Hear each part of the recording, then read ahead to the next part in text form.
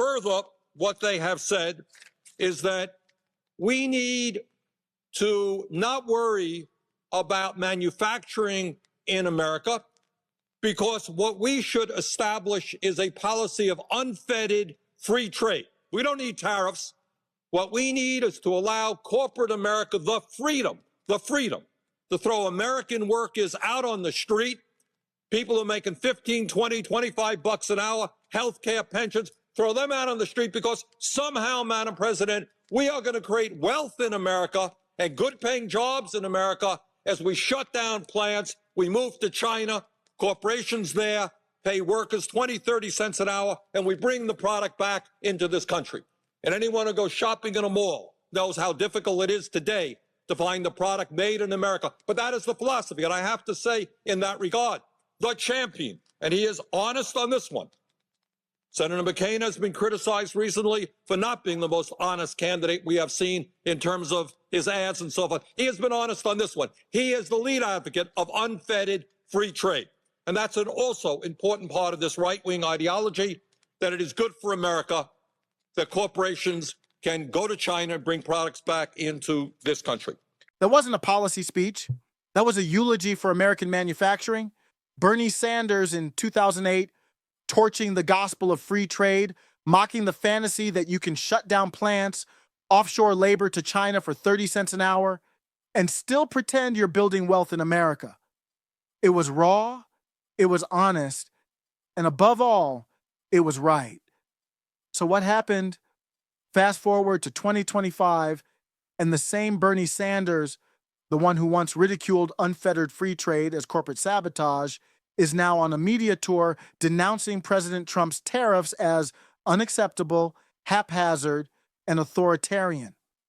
Same trade collapse, same outsourcing epidemic.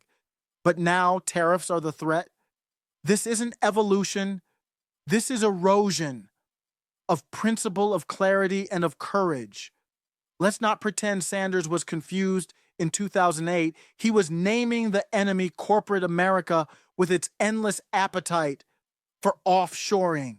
And he knew what enabled it, policies that gave them the freedom to throw American workers out on the street. He didn't just imply tariffs were needed, he said it outright. We should not allow a policy of unfettered free trade. That's a rejection of the globalist blueprint, period. But in 2025, Bernie doesn't want to talk about freedom for workers. He wants to talk about process, about the danger of Trump bypassing Congress, about the risk of hurting Vermont maple syrup exporters. This is what happens when you go from economic insurgent to committee chairman. You stop fighting the system and start managing it. Let's get specific. What does unfettered free trade actually mean? It means trade deals like NAFTA and PNTR with China that guaranteed U.S. corporations the right to close factories here, move them abroad, and re-import goods without penalty.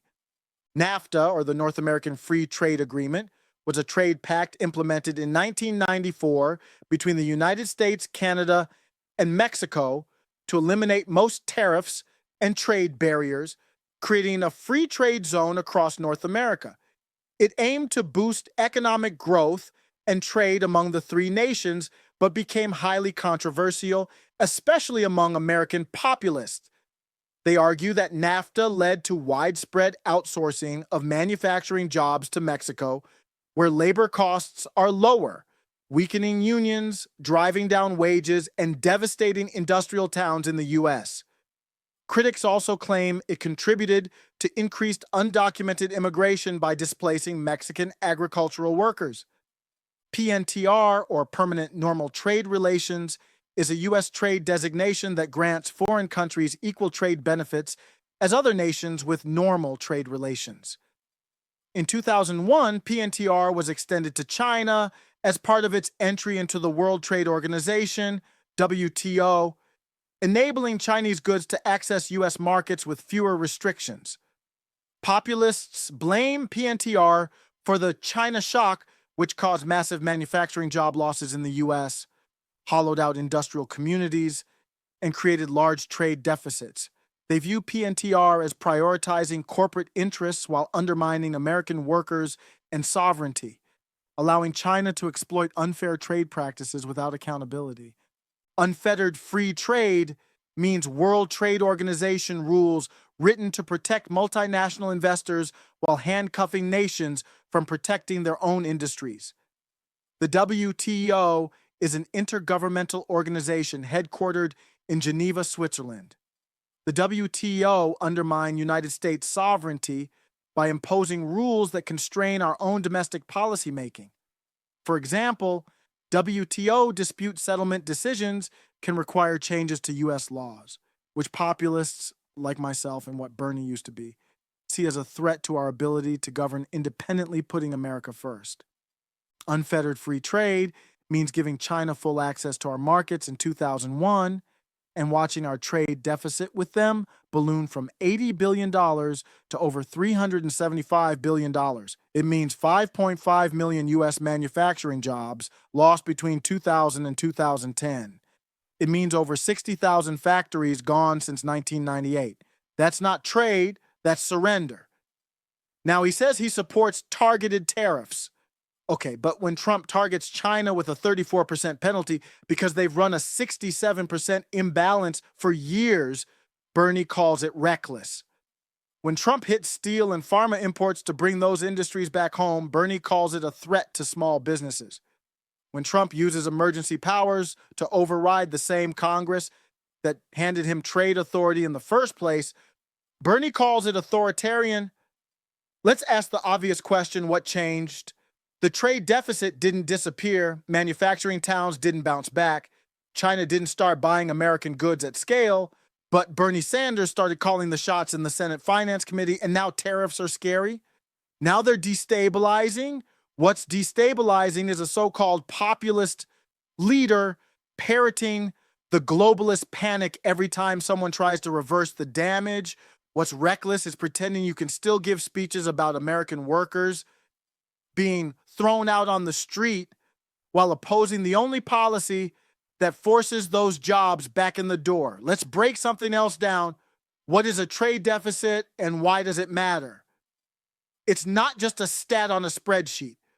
A trade deficit means we're buying more from a country than we're selling to them. They're draining our wealth. They're strengthening their own industries with our consumer demand while we hollow ours out. The media says deficits don't matter. Funny, because when it was Bernie saying that outsourcing was killing Vermont's middle class, they didn't call it xenophobic economics. Now they do. Trump's tariff numbers were built on that deficit. They took the trade imbalance deficit divided by total imports and used that ratio to estimate how lopsided the relationship had become.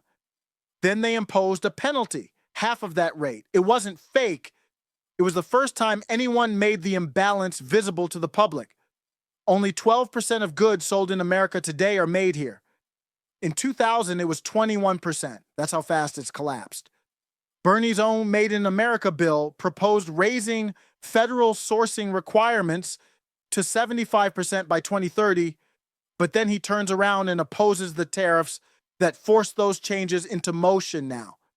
Let's go deeper. What does it even mean to be made in America anymore? Most products that say assembled in the U.S.